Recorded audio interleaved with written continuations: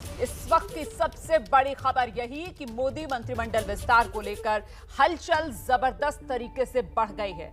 देखिए, जो जानकारी सामने निकल कर आ रही है उसके मुताबिक यही वो हफ्ता है, इसी हफ्ते कैबिनेट विस्तार होगा और इस कैबिनेट विस्तार में किस किस को जगह मिल सकती है, वो चेहरे जो लगातार एबीपी न्यूज कल से आपको बता रहा है, दिखा रहा है। इसमें ज्योतिरादित्य सिंधिया, असम के पूर्व सीएम सर्बानंद सोनोवाल, महाराष्ट्र की हिना गावित, महाराष्ट्र से ही नारायण राणे, ये वो तमाम लोग हैं जिन्हें मंत्रिमंडल में शामिल किया जाएगा। 17 से लेकर 22 नए मंत्री मोदी कैबिनेट में शामिल हो सकते हैं। कयास तेज है। ज्योतिरादित्य सिंधिया, सर्बानंद सोनोवाल, हिना गावित, नारायण राणे, इन्हें दिल्ली आने के लिए बाकायदा फोन किया गया है। माना जा रहा है कि मंत्रिमंडल विस्तार में चुनाव वाले राज्यों पर जबरदस्त तरीके से फोकस बीजेपी का रहने वाला है। वहीं कैबिनेट विस्तार के बाद नए मंत्रियों के आने से मोदी सरकार के उन मंत्रियों को राहत मिलेगी जिनके पास अतिरिक्त प्रभार है। इसमें निर्मला सीतारमण भी हैं, पीयूष गोयल भी हैं, डॉक्टर हर्षवर्धन समेत ऐसे 10 मंत्री हैं जिनका बोझ हल्का हो सकता है इस मंत्रिमंडल विस्तार के बाद, क्योंकि 81 मंत्री कुल मंत्रिमंडल में बनाए जा सकते हैं, लेकिन अभी स्ट्रेंथ मोदी मंत्रिमंडल की महज 53 ही है। ऐसे में बड़े मंत्रियों का बोझ घटेगा, ये उम्मीद भी की जा रही है। अच्छा, कैबिनेट विस्तार के वो 3 संभावित चेहरे जिनको दिल्ली से बुलावा आ गया है, कांग्रेस छोड़कर बीजेपी में आए ज्योतिरादित्य सिंधिया हैं, असम के पूर्व सीएम सर्बानंद सोनोवाल हैं और महाराष्ट्र के नंदुरबार से सांसद हिना गावित, डॉक्टर हिना गावित। इन्हें दिल्ली आने के लिए फोन पहुंचा है। आपको दिखाते हैं किस तरीके से ये फोन जो आया मंत्रिमंडल में शामिल होने के लिए। उसके बाद ज्योतिरादित्य सिंधिया की तस्वीरें आई जो महाकाल के मंदिर पहुंच गए आशीर्वाद लेने के लिए। सर्बानंद सोनोवाल को भी बुलावा आया है दिल्ली से, बुलावा डॉक्टर हिना गावित को भी आया है, नंदुरबार से सांसद हैं। तो ये वो तमाम लोग जिन्हें बाकायदा मैसेज कर दिया गया है। और सबके बीच 17 से 22, जरा आंकड़ों पर ध्यान दीजिए, 17 से 22 नए मंत्री बनाए जा सकते हैं। और ऐसे में वो कौन कौन से नए मंत्री जिन्हें पद से नवाजा जा सकता है, वो संभावित चेहरे कौन कौन से हैं, ये आपके सामने। दिल्ली से फोन आया ज्योतिरादित्य सिंधिया, हिना गावित, सर्बानंद सोनोवाल को। ये 3 चेहरे तो ऐसे हैं जिन्हें बाकायदा दिल्ली से फोन आ गया है, सूत्रीय जानकारी दे रहे हैं। इसके अलावा और कौन कौन संभावित है उसकी लिस्ट भी आपको दिखाएंगे। फिलहाल ये तो वो 3 चेहरे हैं जिन्हें दिल्ली से फोन आया है।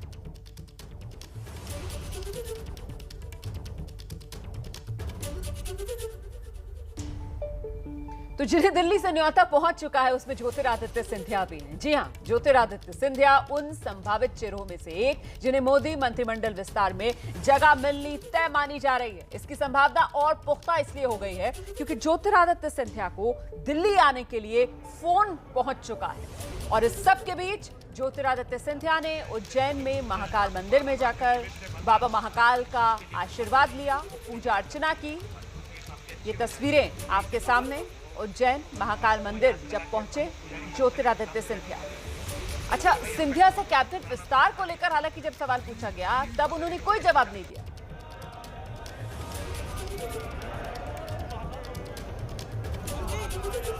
महाकाल मंदिर में दर्शन करने का सौभाग्य मुझे मिला।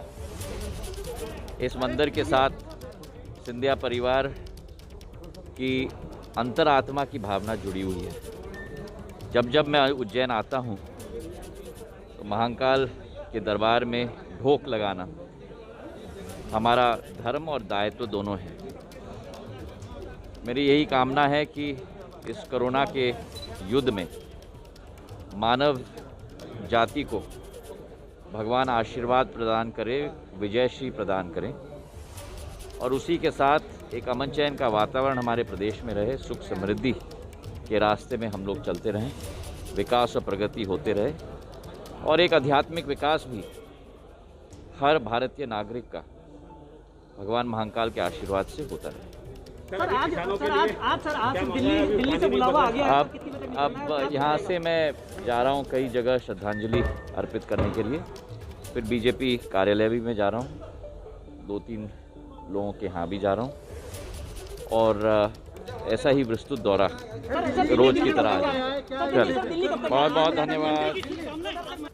तो ज्योतिरादित्य सिंधिया को आप सुन रहे थे। उज्जैन के महाकाल मंदिर पहुंचे, बाबा महाकाल का आशीर्वाद लिया, लेकिन क्या दिल्ली से न्योता आया है? क्या फोन पर दिल्ली आने के लिए बुलावा दे दिया गया है? इसको लेकर जब पत्रकारों की तरफ से सवाल पूछा गया तो पत्ते नहीं खोले, जवाब नहीं दिया ज्योतिरादित्य सिंधिया ने।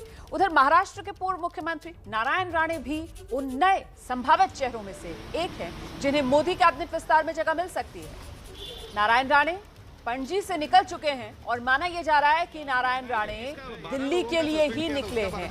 गोवा के पणजी में मौजूद थे नारायण राणे, पणजी से निकले हैं वो, और ऐसा माना जा रहा है कि पणजी से दिल्ली के लिए ही निकले हैं नारायण राणे, क्योंकि नाम नारायण राणे का भी उन संभावितों में जिन्हें मंत्री पद से नवाजा जाएगा। सस्पेंड किया था उसका बारे में थोड़ा सर क्या लगता है कि आपको एक कैबिनेट का भी दर्जा देने का ऐसा उसके बारे में मैं कुछ नहीं कह सकता हूँ।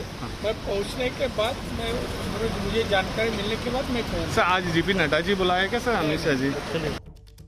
तो ये पणजी एयरपोर्ट पर आप नारायण राणे को सुन रहे थे, निकल गए हैं पणजी से नारायण राणे, और कयास ये लगाए जा रहे हैं कि नारायण राणे पणजी से सीधे दिल्ली के लिए निकले हैं। अच्छा, इस सब के बीच मंत्रिमंडल विस्तार में सबसे ज्यादा जो नजर लगी हुई है वो दरअसल इस बात पर लगी हुई है कि नीतीश की पार्टी जेडीयू से कितने लोगों को मंत्री बनाया जाता है। देखिए, सूत्र ये जानकारी दे रहे हैं कि नीतीश की पार्टी मतलब जेडीयू ये चाहती है कि 3 मंत्री बनाए जाएं जेडीयू के कोटे से। अब कयासों का दौर जारी है और इस सब के बीच जेडीयू के प्रदेश अध्यक्ष उमेश कुशवाहा ने एबीपी न्यूज से कहा है कि जेडीयू मंत्रिमंडल में शामिल होगी।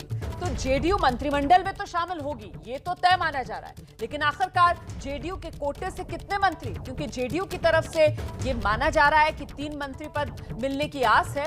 अब देखना यह होगा कि आखिरकार मोदी मंत्रिमंडल में जेडीयू के कोटे से कितने मंत्रियों को जगह दी जाती है। केंद्रीय मंत्रिमंडल का विस्तार होने वाला है, जाहिर है जेडीयू उसमें शामिल होगी या नहीं, इसको लेकर चर्चाएं हैं। आरसीपी सिंह जो राष्ट्रीय अध्यक्ष हैं वो दिल्ली चले गए हैं, दिल्ली में हैं, लेकिन सवाल ये उठता है कि क्या जेडीयू को लेकर जो सवाल उठ रहे हैं, उमेश कुशवाहा जी आप प्रदेश अध्यक्ष हैं, इस बार के केंद्रीय मंत्रिमंडल में क्या आपकी हिस्सेदारी होगी?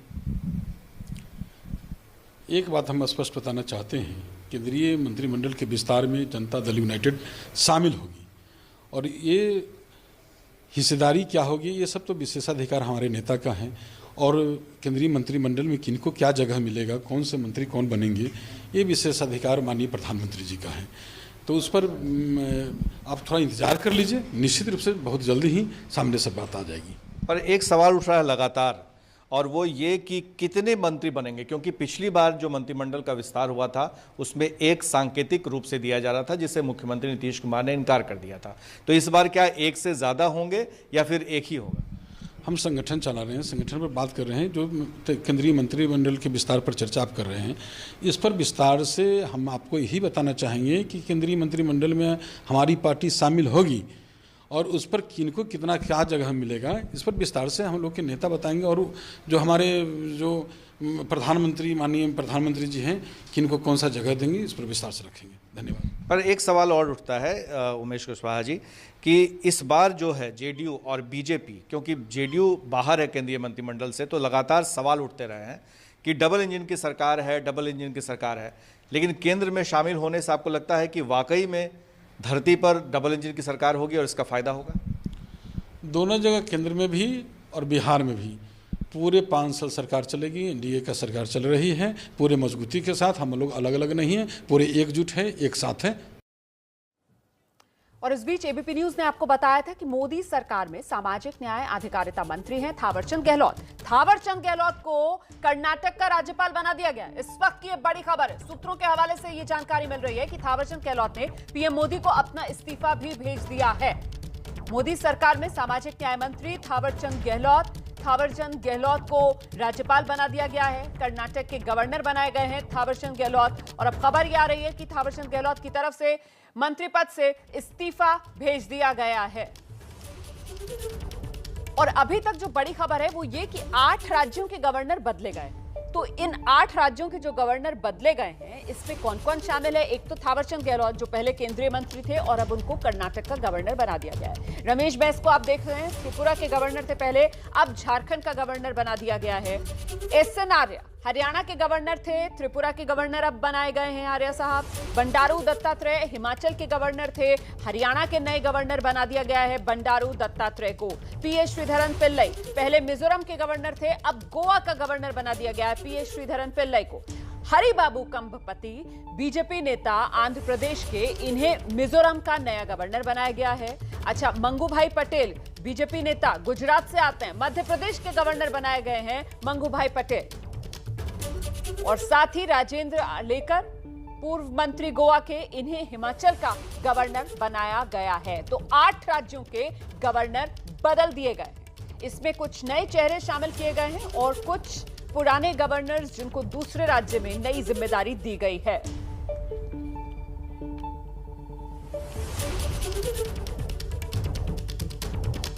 और इसी पर और चर्चा करने के लिए एबीपी न्यूज पर अब मेरे सहयोगी मेरे साथ मौजूद हैं। दिल्ली से नीरज पांडे हमारे साथ हैं, कोलकाता से मनोज्ञा लोईवाल हमारे साथ हैं, पटना से प्रकाश कुमार हमारे साथ मौजूद है, मुंबई से रौनक कुकड़े, लखनऊ से रणवीर सिंह। बहुत बहुत स्वागत आप सभी का। सबसे पहले आपको लेकर चलते हैं नीरज पांडे के पास। नीरज, 8 नए गवर्नर्स की नियुक्ति, ये साफ तौर पर आहट है मंत्रिमंडल विस्तार की। कि निश्चित रूप में केंद्रीय सामाजिक एवं अधिकारिता मंत्री थावरचंद गहलोत को केंद्रीय मंत्रिमंडल से इस्तीफा देना और उनको कर्नाटक का राज्यपाल बनाना, ये सीधे तौर पर संकेत है कि जो केंद्रीय मंत्रिमंडल का विस्तार है वो जल्द होने वाला है। कल हो सकता है, परसों हो सकता है, किसी भी समय हो सकता है। तैयारियां लगभग पूरी है मानी जा रही हैं। केंद्रीय मंत्रिमंडल का विस्तार अब बिल्कुल नज़दीक है और इस जैसे जैसे घटनाक्रम बढ़ रहे हैं, क्योंकि आप देखिए जो राज्यों के नेता हैं वो धीरे धीरे दिल्ली पहुंच रहे हैं, उन्हें दिल्ली आने का न्योता दे दिया गया है। इसके अलावा जेपी नड्डा जो हिमाचल दौरे पे हैं, शाम 5:30-6 बजे तक दिल्ली पहुंच रहे हैं। माना जा रहा है उनके घर भी एक अहम बैठक हो सकती है देर रात। तो कहने का मतलब ये है कि ये जो हलचल बढ़ी है भारतीय जनता पार्टी के अंदर और सरकार के अंदर, ये सीधे तौर पर ये संकेत है कि जो केंद्रीय मंत्रिमंडल का विस्तार है अब वो बहुत जल्द होने वाला है। कल भी हो सकता है या परसों हो सकता है। इन 2 दिन में, यानी कल और परसों, इन 2 दिनों में किसी भी समय केंद्रीय मंत्रिमंडल का विस्तार हो सकता है। बड़ी जानकारी दे रहे हैं। कल मतलब 7 तारीख, परसों मतलब 8 तारीख, और कुल मानकर आप ये चलिए, तय मानिए आप इस बात को कि इस एक हफ्ते के अंदर, मतलब इसी हफ्ते मंत्रिमंडल का विस्तार तय है। जल्दी से मनोज्ञा लोईवाल के पास आपको लेकर चलते हैं। मनोज्ञा, सर्बानंद सोनोवाल को तो दिल्ली बुला लिया गया है। पूर्वी भारत से कुछ और बीजेपी के बड़े नेता जिनको न्योता दिया गया हो, ऐसी कोई जानकारी सुबुकाहट जो सामने निकल कर आ रही हो मनोज्ञा?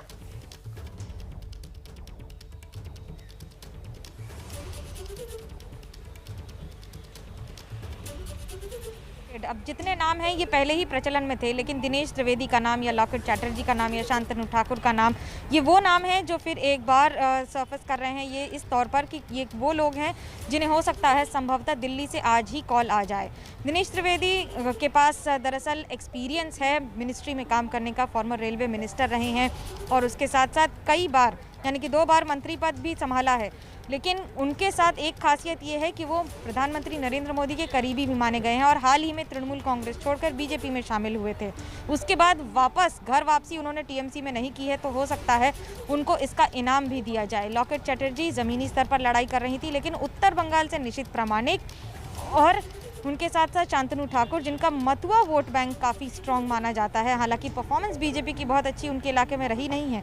उनके भाई ज़रूर विधायक बन गए, लेकिन पार्टी की हार के बाद भी उन लोगों को कम से कम उस जगह तक पहुंचाने का प्रयास जिन्होंने काम किया है या पार्टी के आगे बढ़ाने में एक बड़ी भूमिका निभाई है। जी, आप रहिए मेरे साथ, मैं लौटूंगी आपके पास। तो ये वो कुछ संभावित चेहरे जिन्हें आज न्योता मिल सकता है, उसका जिक्र मनोज्ञा लोईवाल कर रही थी। हम सीधे आपको प्रकाश कुमार के पास लेकर चलते हैं पटना। प्रकाश, क्या माना जाए, ये जो कयास लगाया जा रहा है कि साहब कल भी हो सकता है मंत्रिमंडल विस्तार, परसों भी हो सकता है मंत्रिमंडल विस्तार, इस हफ्ते तो होना ही होना है, ये जो आगे बढ़ने का सिलसिला है, जेडीयू की तरफ से पेंच अटका हुआ है क्या? देखिए, जेडीयू की तरफ से एक बात साफ है कि वो केंद्रीय मंत्रिमंडल जो विस्तार होगा उसमें वो शामिल होना चाहती है, लेकिन सवाल ये उठता है कि कितने मंत्री मिलेंगे, कितने पद मिलेंगे, ये कौन तय कर रहा है। तो जो जेडीयू के राष्ट्रीय अध्यक्ष हैं आरसीपी सिंह, वो आज सुबह दिल्ली पहुंच गए हैं। दिल्ली जाकर के वहाँ के नेताओं से भी बात कर रहे हैं और अपने भी जो सांसद हैं वो उनसे भी अपने आवास पर मिल रहे हैं। तो अभी जो चर्चा चल रही है उसके मुताबिक 2 बातें साफ है। एक ये कि अगर जेडीयू मंत्रिमंडल में शामिल होती है तो क्या शर्त होंगे, क्या पिछला शर्त जो एक सांकेतिक मंत्रिमंडल के लिए दिया गया था उसी पर है, या फिर आगे जो हमारे सूत्र जानकारी दे रहे हैं कि 3 मंत्री शामिल हो सकते हैं। तो 3 में कौन हो सकते हैं? देखिए, बिहार में जो गणित है, दूसरा एक है कि सुशील मोदी बीजेपी के नेता हैं, राज्यसभा में सांसद चले गए हैं, अभी भी वो पटना में ही हैं, पटना से दिल्ली गए नहीं हैं। तो ऑलरेडी बिहार से जो केंद्र में है वो 5 मंत्री शामिल हैं। तो इसके अलावा 3 और अगर हो जाते हैं तो 8 शामिल हो जाएंगे।